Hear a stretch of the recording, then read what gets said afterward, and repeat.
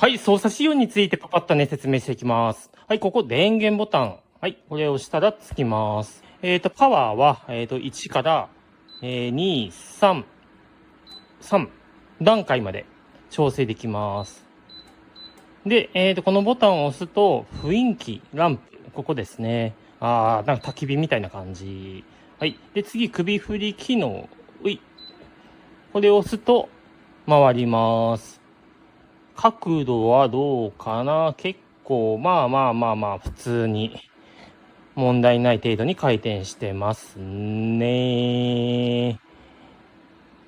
まあ、シンプルですね。別にスピードも角度も調整できるわけじゃないワンパターンですね。